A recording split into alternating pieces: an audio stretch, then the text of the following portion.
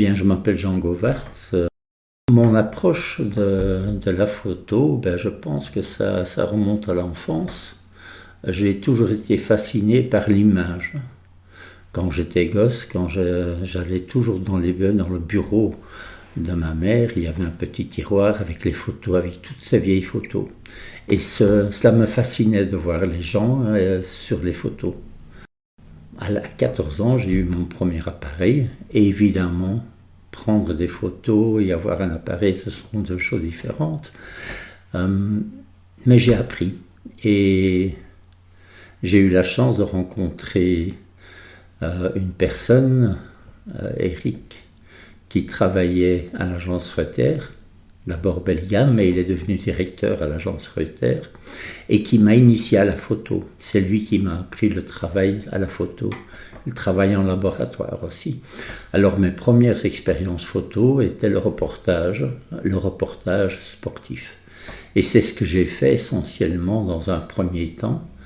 Plus tard, j'ai fait une carrière dans l'administration et la photo, j'ai dû l'abandonner un peu. J'ai été mis à la retraite, la photo m'a rappelé à lui ou à elle. Et j'ai eu la chance de travailler dans le quartier Matongué. Et c'est là que je me suis pris de passion pour le portrait. Et je pense aussi que c'est le début de ma démarche artistique de maintenant. C'est aller chercher les choses derrière les apparences. Ce n'est pas seulement prendre la photo d'une personne, c'est qu'essayer d'aller chercher ce petit quelque chose de plus qui fait la particularité de la personne et qui fait peut-être aussi un aspect que la personne elle-même ne connaît pas et qu'elle découvre. Je pense avoir pu réussir à différents moments et après j'ai fait une démarche plus abstraite. Et j'ai réalisé l'exposition Paroles d'arbres, qui a quand même eu un petit succès, je peux dire. Et puis aujourd'hui, je participe à ce projet, Relief, avec 3 nouvelles œuvres.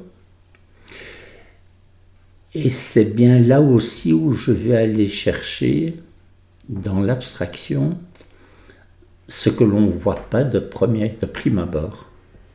C'est ce qu'il faut aller chercher derrière les apparences. Et je crois que c'est cela qui me fascine.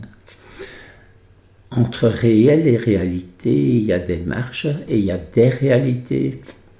Et c'est aller chercher le monde des réalités que j'essaye de reproduire.